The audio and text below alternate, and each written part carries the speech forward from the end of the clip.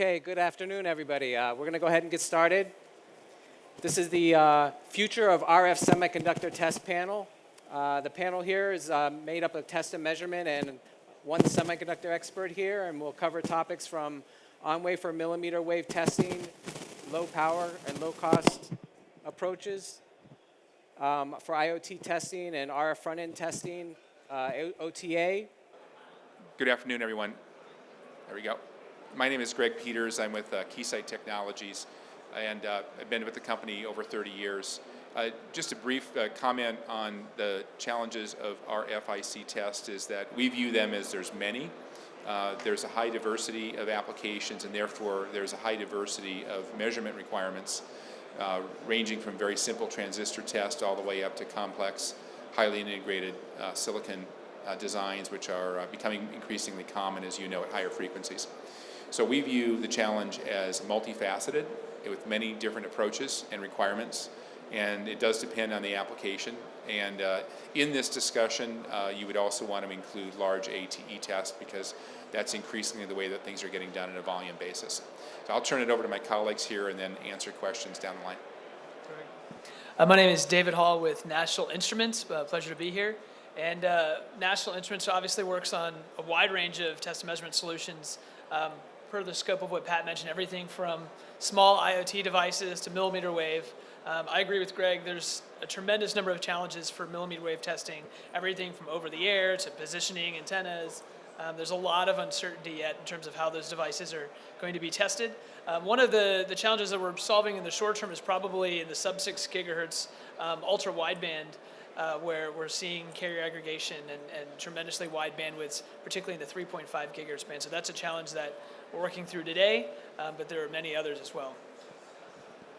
Thanks. My name is Christoph Pointner from Rohde and Schwarz in Munich.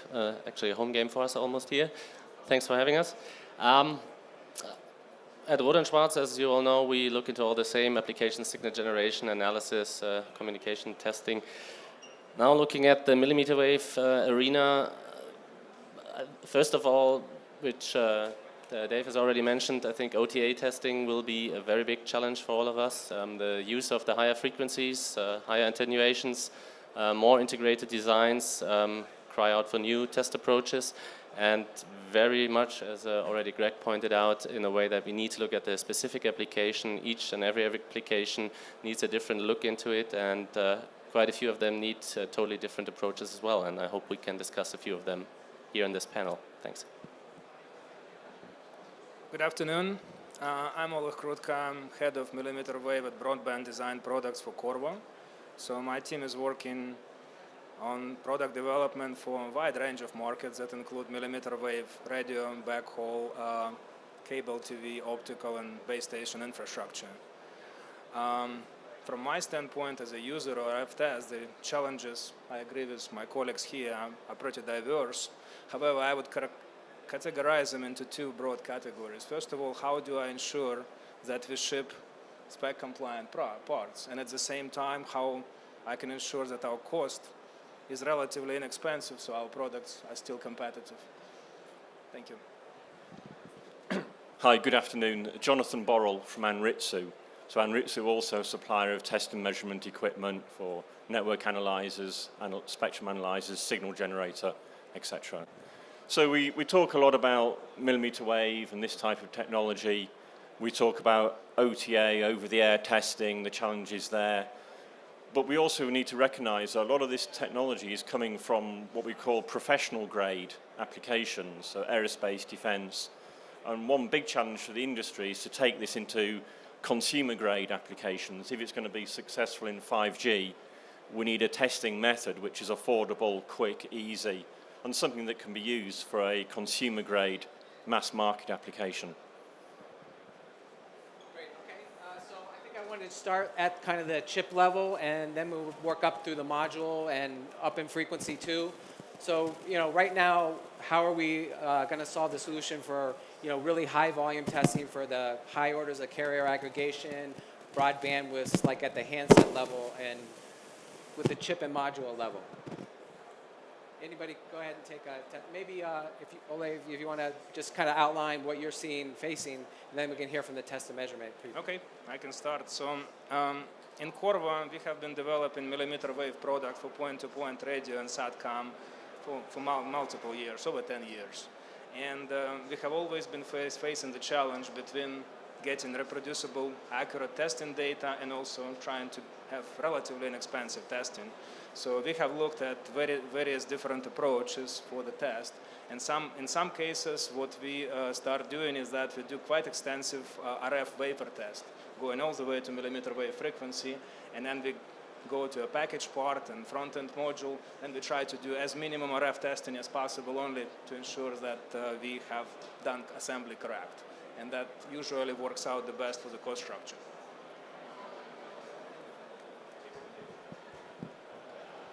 Yeah, I would add to that that when you're looking at high volume parts, there's a lot of process variability that you need to get under control, and therefore extensive characterization at the lowest possible levels, starting all the way back with your models, then your components on wafer, and then getting to a package test, and eventually getting into your full production test is the right way to go. You do need to break the problem down in order to get the cost and scale that you have with high volume. When you go to low volume, it's a lot easier to do things on die and then hope that it's going to work down the road, and potentially take that same test that you have in R&D and use that in manufacturing. And I think you are an example. You do a little bit of that in the company, where you're using the same equipment and the same processes and techniques in both R&D as well as in manufacturing.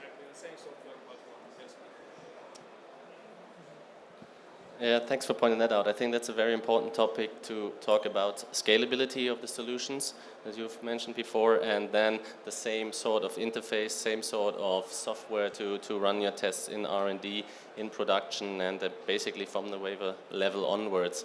And then I think there's some exhibitions here with this on-wafer testing, which you can see, which is VNA based basically, and important topic to scale this upwards. And I think not only upwards from an integration point of view, module to equipment, but also from a cost point of view to make that reproducible and mass producible.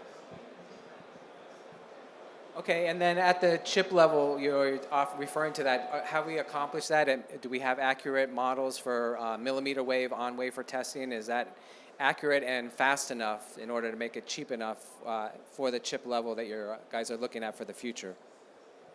You know, Patrick, that's a good question, and what we're finding here, just since we last met and talked about this, is that there's a pretty wide gap. I think we're all discovering between below 6 gigahertz and above, and there's a lot of talk at 28, 39, 60s, 70s, 90s, but making that real in a tangible way and a channel model that goes with it is still a real challenge for the industry. And I think that's good news for all of us that are in the industry, is that it's going to be a tremendous advantage when it gets to our customers, but there's a lot of work to do yet. And I think even if you're looking at higher frequency channel models, there's a lot that's unknown about them, and that's going to impact the design, so there's going to be an iterative loop. I also don't think that we quite know how to either design them or test them yet, and so there's going to be an iterative loop on that as well. I would say one of the issues that we're seeing, I mean, in on-wafer testing, you know, in the sub-6 gigahertz, I think you're right. It's important to break the problem into two because they're very, very different. There's a lot of parallelism that happens today at sub-6 gigahertz on-wafer measurements, and that's just not happening yet at the same scale for millimeter wave. And so there's a test efficiency issue addressing millimeter wave on wafer measurements because of the isolation issues and that type of thing. And then taking it from a test paradigm point of view, again, the sub-6 and the above 6 gigahertz divide, I would almost call it, being the conducted testing on wafer also possible at higher frequencies, but then you have that break in your testing cycle when from a module point of view or equipment point of view you go OTA testing, and that's where the channel models exactly play such an important role. And it's actually interesting to see how 3GPP for the mobile comms is charging ahead with the definition of the standards for 5G, but at the same time we still have a lot of unknowns about the channel models. Maybe just to add here, I agree with David and Greg just said. scaling in terms of multi-channel and multi-elements and array. We are doing quite a bit of this already with optical drivers, because in past these devices have been 1 or 2 channel at most. Now we are looking at 4 and potentially 8. And a lot of challenges that we are facing, how to test them concurrently, how to ensure that we get the good test data and resolve the isolation and calibration issue. And I assume that this will become even more challenging with phased array for 28 and 39 gigahertz going forward. So I'd comment on looking at between the sub-6 and the millimeter wave frequency. In sub-6 gigahertz, we've got a lot of test equipment technology, which is relatively small, compact, low cost. So VNAs, spectrum analyzers.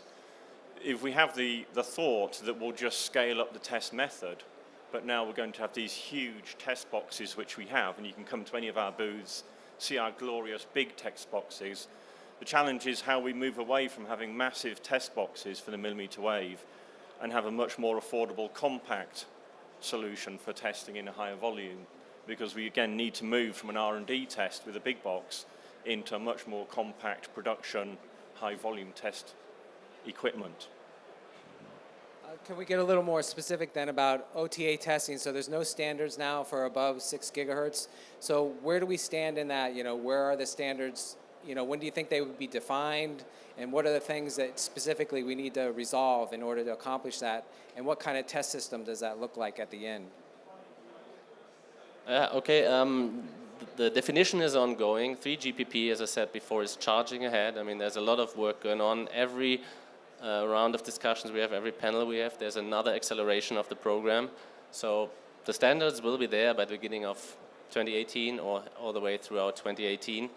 And this is why we need to keep up with that. Channel models was one topic we were discussing, and also where do we make the break from the component level, and then on the module, who takes responsibility for the overall integration that it is working, especially when you go from your conducted test step to your over-the-air test step. If you talk about scalability, what level of tests do you need to define? You were mentioning that before. You need a spec-compliant product, but also cost-efficient production. And I think coming back to your initial question, the standards now being defined in 3GPP, we are certainly looking into what do we know from sub-6 gigahertz. What are test methods for over-the-air testing that CTIA has defined that can be reused? And this is the starting point for everything we do. We have to make sure we fold in the right channel models, and also, again, the scalability in the size of the device and in the application we need to do. And I think there's a lot of progress being made right now. There's been the same multi-probe, multi-probe approach, or the two-stage approaches. I think all valid approaches for the future, but can we really prove at the high frequencies, at higher levels of attenuation, at more outside influence on the test system, that they provide reproducible test results? So Patrick, I think I'd take a step back, and what we're observing about 5G, and we observed from the very beginning, is that the flexibility of the 5G model in terms of how it's built, with the fact that you can scale around an IF bandwidth, and some of the other attributes around latency, create this an environment for a significant diversity of applications. Therefore, when you have diversity of applications, you also have diversity of design and of test and support and so on. And this is a good thing for the industry. What's happened to 4G and 2G, if you look at 1 and 2 and 3, it was about getting basic communications to everybody. 4G was an attempt by the industry to bring everything to be a global standard. And what they quickly discovered with a global standard is only a few people win. And 5G affords a tremendous amount of diversity and opportunities for a lot of players in different application areas. So I think we're seeing this reflected in the standard that Christoph mentioned. Is, frankly, what we're observing is people don't really know. The standards committee is struggling because they can't get their mind around all the different applications that are out there. And I think what's going to happen at some point is they're going to pick something and go, and then they'll build on that standard over time with maybe alternate standards or standards that test a different attributes for a different application. And that is all good for this industry, because what's happened with 4G is it's just driven it to a couple of vendors and very high volume, And diversity is good for all of us because it creates opportunities to be different and therefore to add value and capture value. Yeah, I was going to comment on a different point. I agree 100% with that point. And I think it's interesting because you see 4G, right? The original OnStar system in the US, right? They were using effectively 2.5G cellular technology for something that you really didn't need broadband for. LTE is overkill. And because of what you mentioned, you see the birth of LTE, V2X, NB-IoT, all of these sort of divergent standards where we're solving different use cases. And I think you want to get into that later in the discussion. The other point I really wanted to make was I think you had also mentioned early on about the need for characterization and OTA measurements, because when you're testing, doing an OTA test in manufacturing, in the past with sub-6 gigahertz 4G, you're measuring power, ACP, EVM through a conducted measurement. When you go OTA, you're rotating that antenna by 1 degree increments, up, down, left, right, and it just doesn't scale from a test cost perspective when you go to manufacturing. And so the need to do OTA measurements is really driving a lot more work in characterization and manufacturing to really understand how the radiation pattern behaves for an OTA type device, simply because you can't test all of those test cases in manufacturing. It would be too expensive. So there's some additional work on the R&D characterization side to really understand the behavior of the device in a more repeatable fashion, because that's the only way to make the manufacturing cost efficient. So a couple of comments. I think first one on the use cases. So I think for the 5G use cases, we are seeing some direction in the industry now. So we see Verizon, SK Telecom selecting the fixed wireless access application as their initial launch for 5G. We see 3GPP selecting the enhanced mobile broadband as the first use case that they're going to standardize, with the low latency, ultra reliability coming in a second or third phase. So this approach, I think, is starting as we look at the standards, what we implement.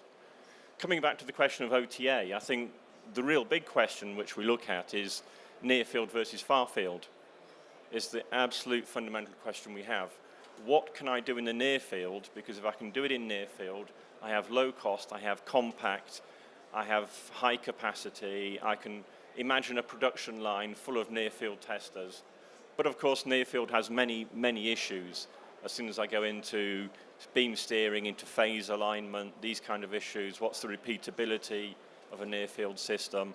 So I think the key challenge is to say as an industry, what is actually possible in near field and where do I have to go into far field? Because it's clear that for 3GPP, they just jump in the far field.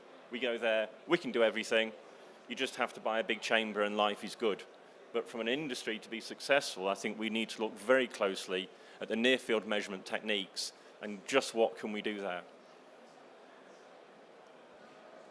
Yeah, maybe also to add from the standpoint of component developers and component suppliers such as Qorvo, we really don't have experience with over-the-air testing. Normally we test components from the standpoint of general characterization as parameters, power, linearity.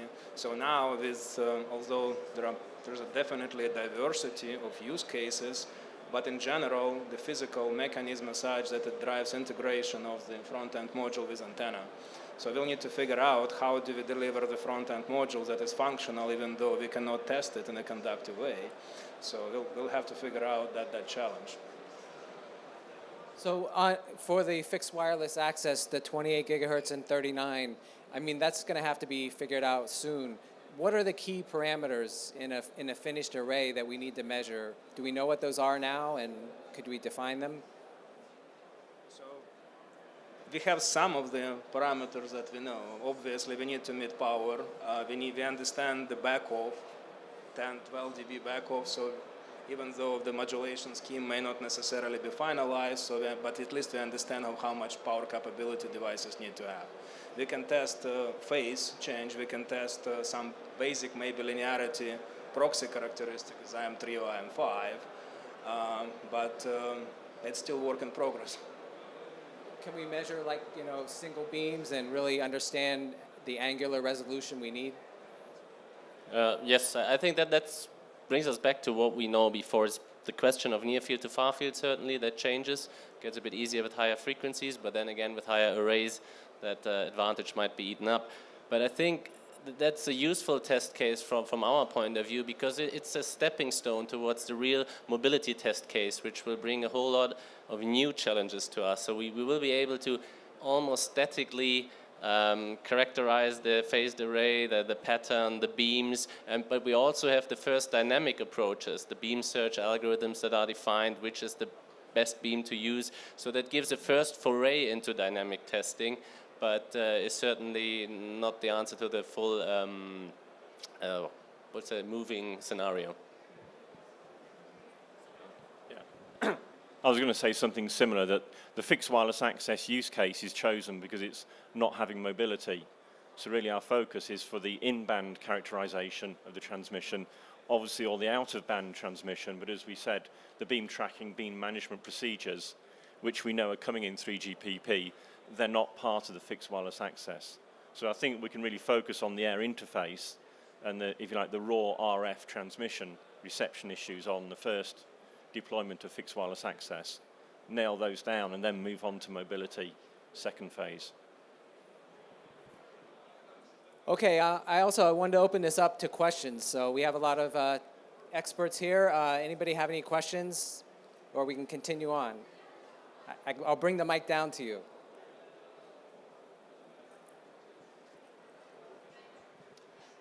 I have a question related to your remark, related to dynamic testing. So do you see that for production purposes, that actually the testing will also include the protocols and the higher layers of the stack to be able to mimic certain phenomena that you can have in the real situations? Or do you think that in production they will stick at the static side but move all that dynamic testing into the R&D side? So traditionally the industry, of course, in the mobile industry, the last 10 years has moved away from protocol test in the production. I guess the hope is that for this beam management, it again comes back perhaps to the device manufacturers in terms of, well, what are we looking at? When we talk about beam management, in the end, we're talking about phase control. And what kind of tolerance on phase control? And can I just do, for example, a fixed pattern, beam center, beam left, beam right? Okay, that's enough. So I think the hope is that we can get to there, because in the end, the manufacturing test is a test of the manufacturing process and what are the variables in the manufacturing process. It's not a test of the design process. So hopefully we can keep that same ethos that we've developed in the last 10 years for transmitter-receiver alignment calibration, and use the same thing now for phase calibration. I agree with this. And I think you just mentioned in your last sentence the calibration topic. That will be probably the new big task in the production field. Calibrate the individual arrays or group of elements, however you want to call that, to be able to have the exact same beam steering capability you verified and you characterized in the design phase. And the overarching question is, what is a good enough representation of a test in production to make sure that it works as designed and as proven in the design? Okay, any other questions? So I wanted to also cover IoT. So for the very low-cost IoT devices, maybe the frequency and precision is not a challenge, but the cost really is. How can we really drive down the cost for extremely low-cost, high-volume IoT parts, either in industrial or commercial application? Maybe first comment to start is do as little of RF testing as possible. Majority of testing should be done in DC self-test, just making sure that currents are set properly, and do RF testing only when it's truly necessary. That would be my comment on IoT. And so you would design with a wide enough parameters that you'd be able to, as long as it functionally met certain criteria, you'd be all set? If it's possible to design with margin, it's not always. Some of the requirements are pretty stringent. 802.8.11ax could be stringent requirement, so it may not be possible to build enough margin in a design. But through the correlation during the R&D phase and through the basic self-test and design for test methodology, it may be possible to reduce RF testing as much as possible. Okay, hear from the test guys on it. Yeah, I guess there's a couple. I completely agree. By the way, that's something we're seeing increasingly more common. The desire to do self-test. There's two other techniques that we see pretty often. One is obviously multi-up and parallel test. Here in Germany, there's a lot of local suppliers producing e-call modules, which are sort of in that vein of lower cost. And those guys are doing multi-up parallel testing with 16 devices in parallel. That's one way. The other mechanism that we're even seeing is, in some cases, a switch to functional tests from parametric test. In the past, you would measure EVM power and ACP at the output to make sure that you're within the test limits. But in some cases, we're seeing people just on, off, go, no go, does it work? And in some cases, we have customers using like a low-cost software-defined radio, like a USRP, where they'll just look to see if it's transmitting and if you can demodulate a packet, and you assume that the power level is correct, or maybe you measure with a power meter, and that's it. So it's a lower-cost test method in that scenario. I think the answer comes down to economics, and depending again on the volume of the device and what it does. But the trend is clear, which is as little test as possible in the manufacturing environment, which means then that you put the pressure and requirements of characterization into R&D, and that needs to be more rich and robust, as well as with your design tools and understanding the application. So if the sensor, there's two parts to the sensor. There's typically the microwave backhaul, and then whatever it's sensing, and you've got to be able to build a system to characterize that fully, and that's the real key to success for that. Yeah, I think we all agree on the reference design test, so I would call this. What I'm wondering is how will network operators react when they let in all these zillions of devices? How do they ensure that their network is still functioning the way it is? So I think in that context there might be another game changer, how the network operators need to ensure quality of the network, but at the same time, again, reduce the testing that's necessary for qualification.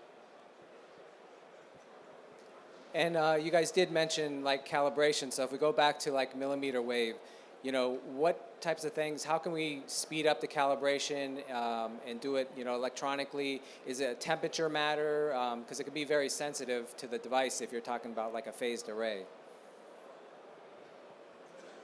Yes, I think easy answer. Now, it certainly is temperature dependent. It is very much dependent on the different on the production process, on exact alignment. The higher the frequency, the exacter your physical mechanical alignment needs to be. So that's important. So for that, we foresee over-the-air testing as well. Even for calibration, it could be a point. Whenever you can't reach it with a multi-port VNA, for example, you need to find a way to calibrate it in over-the-air fashion. And I guess one of the answers would be to have arrays of for your test system as well. So test your array with another array of antennas that you have characterized before. Could be one way ahead. Use multiple of these sensors to measure power and phase, or just one of them. Yeah, I'd say from there, I mean, looking at this industry, looking at where we've all come from, talking about RFICs, we come from a world where we have test fixtures, test probes, and we all live in this world of de-embedding, and we all live there, and it solves the problems for us. We've now got to translate this concept of de-embedding a test fixture and put that into the OTA fixture and say, how do we, quotes, de-embed an OTA test fixture? What are the variables? What are the calibration methods? Because we all have our own calibration methods for de-embedding. And we need to do that same exercise now for the OTA principle. It seems like the idea of positioning an antenna seems daunting for our industry because we haven't really done it. But I guess I want to point out that in the manufacturing industry, this is pretty old technology, right? The motor control to control a device with 1 or 0.1 degrees of angular rotation is something that engineers have been doing for years in the manufacturing industry, and with motion control and in some cases using vision technology to verify that that's correct. So some of those technologies are out there. It's just kind of different for a typical RF engineer. Okay, again, any questions from the audience? Any of these new subjects we covered here? Okay, I wanted to also, kind of a scenario we were talking about this morning, David, was if you're going into radar module type production and you need to test, billions of scenarios. So, what do we do as far as like emulation or hardware in the loop testing? Where does that stand, and how do you see that fitting in the near future? Yeah, so that's a good question. So specifically, we were talking about autonomous driving, and the number of test miles that you need to verify that an autonomous vehicle won't crash is in the millions to billions. And so one of the trends that we're seeing in our industry is engineers combine this combination of RF and parametric tests with simulation-based testing, where you use a piece of test equipment to emulate the electromagnetic signature of a radar sensor in that particular case. And so what engineers are doing is they're constructing scenarios of thousands and thousands to millions of miles of electromagnetic signatures for a radar sensor to validate that the sensor behaves correctly in all of those scenarios. So I'm not sure yet if we'll see the same type of application happen with 5G. I could imagine with the reliability use cases, there may be needs to have a similar type of test mechanism as well. Any of the other test people, are you working in that area, or is it farther out than you think? Well, I think there's going to be continuing aspects of hardware acceleration of test in various ways. So whether that's channel emulation or a radio modeling to be able to do that in hardware, and that linkage between that and the design tools is going to continue to be critical. Now, if you go back in time, there was a concept of an ASIC emulator that was developed in the 1990s, originally in semiconductor, just as a pure custom design, and then increasingly as an FPGA fabric. And of course, today an FPGA fabric is still used for that. So I think that's going to be an area where we're going to see continued development and effort. But in the end, it's going to be the equivalent of driver miles out there that's probably going to get at some of these issues. We saw with 4G that the channel models did not live up to their hype. And so therefore the bandwidth did not live up to their height. And the same thing's going to happen here. So it's going to have to, it's going to meet, rubber's going to meet the road at some point, and then they're going to have to go back into redesign or understanding how to tune the network out there to make it work properly. Yeah, I think this entire exhibition is testament to the fact that we all move in there. You see several stands and exhibitions all dedicated to, first of all, automotive radar testing. We're talking now 77 gigahertz, so we're going well beyond what we're currently talking for 5G. I already saw a supplier for some bumpers, including radar sensors, so that topic is definitely not on the horizon anymore, but it's there. You see European directions being drafted for full coverage of testing of automotive radars, which might be compulsory in production very soon. And then the next step, obviously, we're all waiting for is autonomous driving, and that adds a whole new dimension to the equation, because all of a sudden this is something that is related to safety. It's not only, well, if I drop my link watching a video, that's certainly something different than when I'm in a car driving and the system is supposed to do that autonomously. So I think this, you can see it already here, what little steps are taken and what the big picture will be shortly. Yeah, I'd say for this topic of autonomous driving, particularly the automotive radar, we have really two parts to the question. One part is the FMCW radar itself. How do I test the radar both as a transmitter receiver, then as an FMCW radar system or module, looking at target emulation, checking its performance, checking its multi-target performance, range, Doppler, etc. However, when we've done all that and I have my radar module, we can then talk about autonomous driving. And to me, autonomous driving is I take the module and I feed it into an algorithm, because it's an algorithm that's actually doing the autonomous driving. And the key question, the safety question there is, with this algorithm, what about the corner cases? What about that odd corner case here, here, and here? And so we get to then saying, I need a test method which is really going to cover those corner cases for me. It's not so much the volume of testing, but really the absolute breadth of testing, because I think the general person on the street wants to know that we somehow have tested every corner case that could ever exist, which clearly we can never do, but how close can we get to those extreme corner cases being fed into the algorithm? Okay, again, any questions from the audience? Okay, I think maybe just the last quick subject is, so it sounds like we really need to connect the design and simulation with the test. So I just want to hear like the last words about, you know, how you guys are integrating that together and delivering a final solution to these different applications.